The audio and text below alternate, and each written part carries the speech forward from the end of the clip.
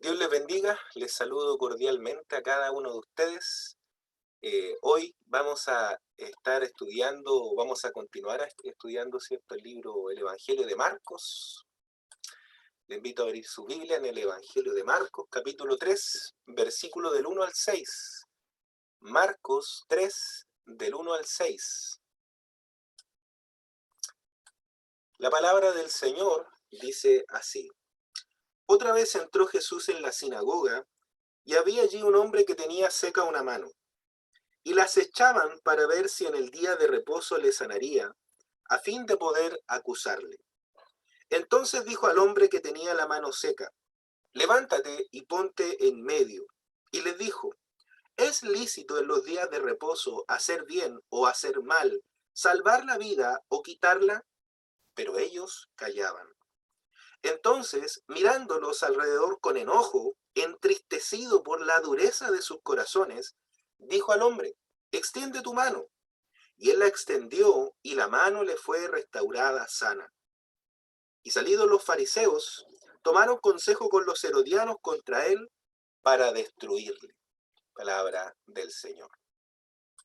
Para los que no lo recuerdan, cada domingo estamos estudiando el Evangelio de Marcos. Y en las últimas semanas hemos considerado una porción del Evangelio en las que se nos menciona una serie de 5 controversias entre Jesús y los líderes religiosos de Israel.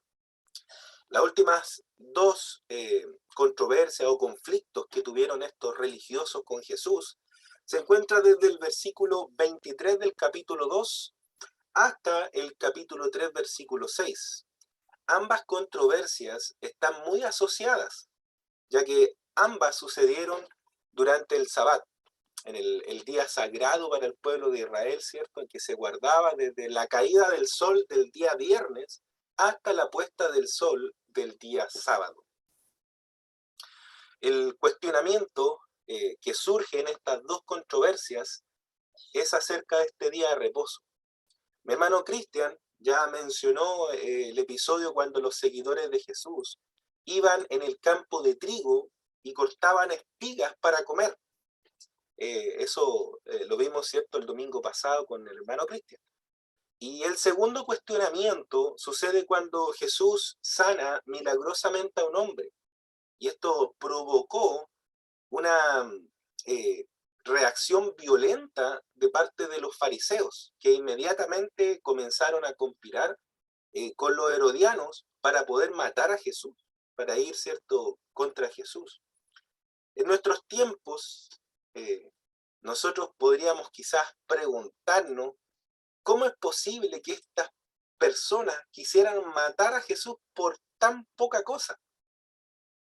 Lo que vamos a ver hoy es que lo que relata Marcos no es simplemente una diferencia de opinión entre estos fariseos, estos religiosos y Jesús, ¿ya? Sino que es eh, un choque entre el evangelio de Jesús y la religión legalista de estos grupos de fariseos. Esto es lo que provocó este sentimiento homicida de parte de estos hombres que son, ¿cierto?, los religiosos, los líderes religiosos de la época. Fue el hecho que Jesús haya dejado en descubierto su hipocresía, la hipocresía de sus vidas religiosas y legalistas. Pero ¿qué es legalismo? Legalismo, ¿cierto?, consiste en tratar de ganar el favor de Dios a través de nuestra obediencia eh, a un conjunto de leyes y normas. ¿Ya? Arcis Sproul dice que el legalismo exalta la ley por encima de la gracia.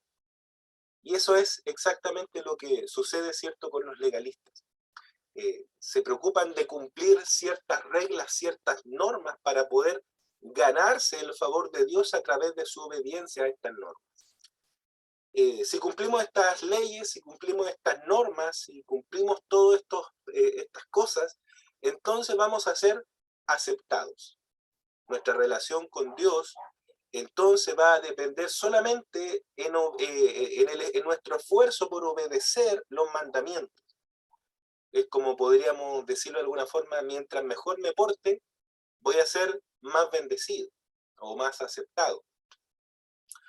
Pero cuando tenemos esta idea de lo que es el Evangelio, de lo que es la religión, entonces van a ocurrir tres cosas. Necesariamente van a ocurrir estas tres cosas. En primer lugar, en algún momento de nuestra religiosidad legalista, vamos a tener que agregarle ciertas reglas a nuestra religión para poder estar seguros que estamos haciendo exactamente lo que hay que hacer. Le vamos a agregar reglas o normas que no están en la Biblia. Un creyente puede restringir su libertad en cosas que no están explícitamente prohibidas en la Biblia, ya sea por el cuidado de su propia alma. Hay cosas que a mí no me hacen bien, que a usted no le hacen bien, y es legítimo velar por nuestras almas o las almas de los demás. Pero eso no es legalismo, eso es andar de acuerdo a la ley del amor. La libertad cristiana tiene énfasis en el amor, ¿ya? El problema del legalismo es que afirma que su obediencia es la base de su aceptación en la presencia de Dios. O sea, Dios me acepta solamente porque puedo ser obediente, porque cumplo lo que Él me exige. Y por eso Dios me acepta, ¿ya? Eh, lo segundo que pasa es que vamos a ponerle más atención al aspecto externo del mandamiento, en lugar de ver el corazón de la ley. Ese es quizás el aspecto esencial del legalismo. El legalista está más preocupado por la forma en que hace las cosas que el propósito por el cual hace las cosas. Esto porque obviamente es mucho más fácil conformarse a un grupo de reglas externas que tener que luchar con los problemas del corazón. Es más fácil cumplir las reglas que luchar con nuestro yo, con los problemas que hay de manera interna en nuestro corazón. Jesús confronta a los fariseos en Mateo 23. Y fíjense lo que dice cuando le habla a estos fariseos. ¡Ay de vosotros, escribas y fariseos hipócritas! Porque diezmáis la menta y el eneldo y el comino, y dejáis lo más importante de la ley, la justicia, la misericordia y la fe. Ustedes se cuidan de dar exactamente la proporción que deben dar del diezmo. El problema, dice Jesús, es que ustedes dejan lo más importante de la ley, la justicia, la misericordia y la fe. Quizás están cumpliendo meticulosamente cada aspecto de la ley, pero están olvidando la justicia, misericordia y la fe, que es el corazón de la ley. Y después continúa diciéndole Jesús, esto era necesario hacer sin dejar de hacer aquello. Guías ciegos que coláis el mosquito y tragáis el camello. ¡Ay de vosotros, escribas y fariseos hipócritas! Porque limpiáis lo de afuera del vaso y del plato, pero por dentro estáis llenos de robo y de injusticia. Fariseo ciego, limpia primero lo de dentro del vaso y del plato, para que también lo de afuera sea limpio. ¡Ay de vosotros, escribas y fariseos hipócritas! Porque sois semejantes a sepulcros blanqueados, que por fuera la verdad se muestran hermosos, mas por dentro están llenos de huesos de muertos y de toda inmundicia. Texto quizá conocido por muchos. Estos fariseos, estos tipos, le añadieron un montón de reglas a la ley de Dios para hacerla más manejable, para poder controlarla. Es mucho más fácil apegarse a un conjunto de reglas externas que obedecer la intención de la ley. Y reflexionando en el devocional de la hermana Génesis, podríamos decir, si yo cumpliera toda la ley y no tengo amor, de nada me sirve, ¿cierto? La tercera consecuencia del legalismo es el orgullo. El legalismo se caracteriza por el orgullo. El legalismo llega a ser atractivo para las personas justamente porque apela al orgullo del hombre. El legalismo produce soberbia y produce desprecio hacia todos aquellos que no piensan o que no cumplen como nosotros cumplimos. Los legalistas se enorgullecen de sus estándares y desprecian a todos aquellos que piensan diferente a ellos. Ellos hacen de sus reglas una ley universal, porque ellos creen de esta manera, piensan que todas las personas deben someterse, y si no se someten a sus reglas, entonces los demás son despreciables y por supuesto no alcanzarán el reino de Dios. Las reglas, sus reglas pasan a ser la regla de medición del estado espiritual de las demás personas. El legalista termina transformando sus reglas y normas también en la base de su personalidad. Es más fácil para él que le den una lista de cosas que pueden o que no deben hacer, en lugar de decirle que debe amar a Dios y debe amar al prójimo. Porque si lo pensamos de esta forma, el legalista, al tratar de cumplir meticulosamente la ley sin considerar el propósito de la ley, quizá podríamos considerar el texto donde Jesús dice que el mandamiento, ¿cierto? O el mandamiento se resume en amar a Dios con todo tu corazón, con todas tus fuerzas, y a tu prójimo como a ti mismo. En eso consiste la ley y los profetas, dice el Señor. Entonces, si nosotros pensáramos y meditáramos realmente lo que esto significa, amar a tu prójimo como a ti mismo, significa que hay que darle la prioridad que damos a nuestros propios asuntos, a los asuntos del que está al lado. Significa poner atención a las necesidades, a las urgencias que tienen las demás personas, tanto como la urgencia que le damos a nuestros asuntos. Y si lo pensamos de esta manera, para estos legalistas fariseos, ellos no consideran, ¿cierto?, el corazón de la ley, de amar al prójimo, de entregarse al prójimo, y por lo tanto no podrían cumplirlo. Es más fácil cumplir reglas externas que el corazón o el sentir que tiene, ¿cierto?, la ley. Entendiendo esto, veamos ahora lo que dice Marcos acerca de este episodio ocurrido en el día de reposo. El primero, ¿cierto?, ya lo relató el hermano Cristian el domingo pasado, los fariseos que se quejan de que los discípulos del Señor arrancan espigas de trigo y las desgranan en las manos, dice Lucas 6, lo cual, según estos fariseos, era trabajar en día sábado. Lo que por supuesto, como vimos, no es un delito, ya que estaba permitido a las personas arrancar las espigas que estaban junto al camino para saciar su hambre, siempre y cuando no utilizaran una herramienta para cortar el trigo. La crítica de estos fariseos deja en evidencia que estos legalistas tenían como norma de juicio, no la ley, sino la interpretación que ellos le daban a la ley.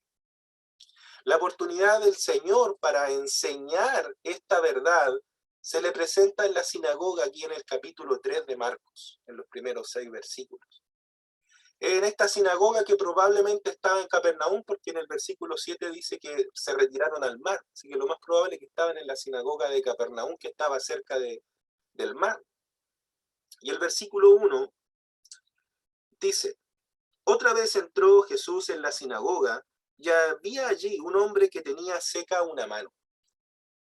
En esta sinagoga aparece un hombre con la mano seca, o como podemos entender, con una mano tullida o que no podía mover la mano. Ya eso significa que tenía la mano seca.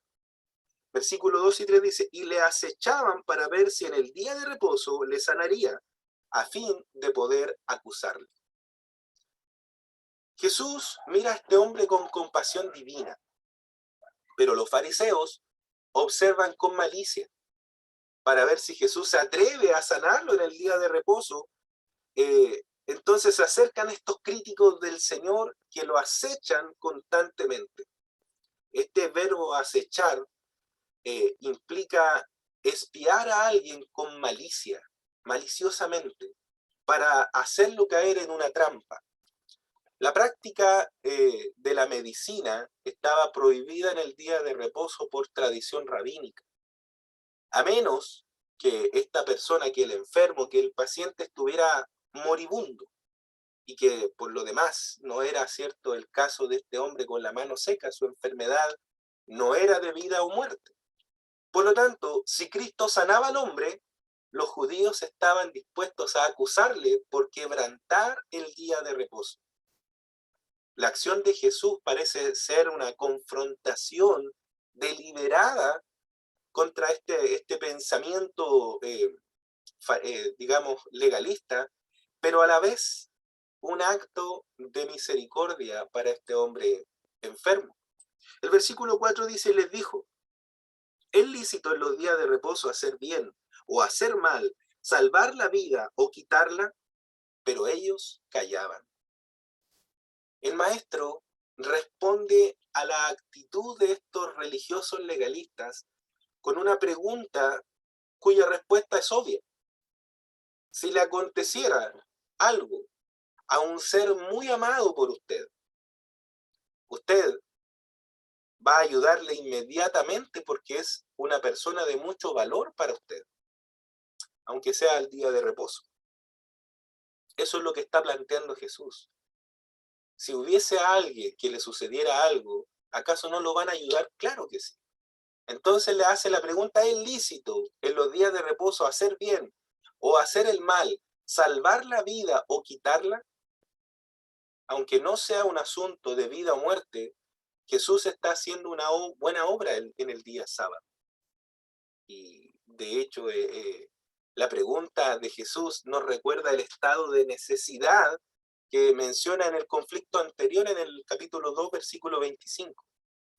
Satisfacer la necesidad de este hombre implica hacer el bien. No satisfacer la necesidad de este hombre sería hacer el mal. Entonces nosotros debemos seguir su ejemplo. Santiago escribe, al que sabe hacer lo bueno y no lo hace, le es pecado. Y Jesús está planteando esto. Si él lo ayuda, está haciendo el bien. Y si no lo ayuda, estaría haciendo el mal. Por lo tanto, no hay mucho que rebatir con Jesús cuando da este argumento. Jesús reitera sus enseñanzas acerca del día de reposo que comenzó, ¿cierto?, en el capítulo anterior, versículo 25. Jesús enseña que la interpretación de los religiosos con respecto al Sabbat quebranta el espíritu del mandamiento, porque el espíritu de este mandamiento fomenta la bondad y el amor. Por supuesto, ante esa claridad con respecto al bien hacer que hablaba Jesús, no tuvieron ninguna otra cosa más que hacer que guardar silencio. Responder a estos fariseos les habría perjudicado más que ayudado. Evidentemente no era lícito, no era permitido hacer el mal en el día de reposo. Y hacer el bien significaría en este caso sanar al hombre. En el versículo 5 dice entonces, mirándolos alrededor con enojo, entristecido por la dureza de sus corazones, dijo al hombre, extiende tu mano. Y él la extendió, y la mano le fue restaurada sana. Solamente Marcos menciona que Jesús se indignó y entristeció al ver a los fariseos acechándole. Estaban ciegos al sufrimiento del hombre con la mano seca. Y también estaban ciegos a la compasión y la bondad que el Señor Jesús venía a impartir. Solamente ponían sus ojos en las violaciones de sus meticulosas reglas del día de reposo. El enojo de Jesús es una revelación de la actitud de Dios en cuanto al frío formalismo religioso. Y por lo general, en nuestro caso, ¿cierto? El enojo es un mal emocional. Generalmente nos conduce al pecado. Pero sin embargo, la indignación del Señor es un ejemplo de los motivos que debería tener este sentimiento. En su caso fue despertado por una causa justa y desinteresada. Era una indignación controlada y no tuvo nada que ver con malos sentimientos. Además, dice que Jesús también se sintió triste. Jesús se compadeció de aquellos hombres cuyo corazón estaba endurecido.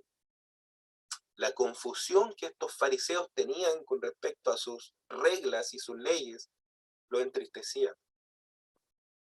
¿Sabe usted que ninguno de los evangelios menciona a Jesús enojado con los publicanos, con las prostitutas, con los pecadores? En ningún evangelio se menciona que Jesús haya enojado con ellos, porque Jesús era amigo de pecadores. El versículo 6 dice, y salidos los fariseos, tomaron consejo con los herodianos contra él para destruirle. Los fariseos no le contestaron nada a Jesús, guardaron silencio. Y en lugar de eso, fueron a unirse con sus enemigos, los herodianos, para confabularse contra Jesús. Los herodianos no eran fundamentalmente una secta de aquel tiempo, sino que eran un grupo de partidarios políticos de Herodes y del gobierno romano. Por lo tanto, no tenían afinidad con los fariseos, ¿ya? La unión de estas dos líneas opuestas demuestra lo grande que era su enojo y la desesperación de su odio hacia Jesús. Los herodianos tenían miedo, por un lado, ¿cierto?, que la fama de Jesús llevara a sus seguidores a una revolución contra los romanos. Y por otro lado, los fariseos tenían miedo de que Jesús destruyera el sistema religioso que ellos llevaban. Jesús era un enemigo en común para estos dos grupos y por lo tanto decidieron unirse para destruirlo. El punto principal de este pasaje es el daño que puede producir un corazón legalista. Estos hombres estaban alejando a las personas de Dios y de la verdad, de la verdadera santidad. Como cristianos debemos oponernos al legalismo, no primordialmente para defender la libertad cristiana, no para defender mis derechos, sino para promover la verdadera santidad. La Biblia dice que los cristianos debemos ser santos porque nuestro Dios es santo. Dice Primera de Tesalonicenses, capítulo 5, absteneos de toda especie de mal, y el mismo Dios de paz os santifique por completo, y todo vuestro ser, espíritu, alma y cuerpo, sea guardado irreprensible para la venida de nuestro Señor Jesucristo. También Primera de Pedro, capítulo 2, dice, amados, yo ruego como a extranjeros y peregrinos, que os abstengáis de los deseos carnales que batallan contra el alma. Los cristianos debemos ser santos. Los cristianos no debemos amoldarnos a este mundo. Pero el legalismo en ningún caso va a producir santidad. El legalismo se convierte en un estorbo, en un peso, porque nos obliga a conformarnos a un conjunto de reglas que no producen un cambio de corazón. La verdadera santidad proviene de un corazón que ha sido transformado por el poder del Evangelio y que continúa viviendo a la luz de ese Evangelio. Les invito a orar, hermanos. Amado Dios, Padre Celestial, en esta hora, Señor, te doy gracias, Padre eterno, por tu palabra.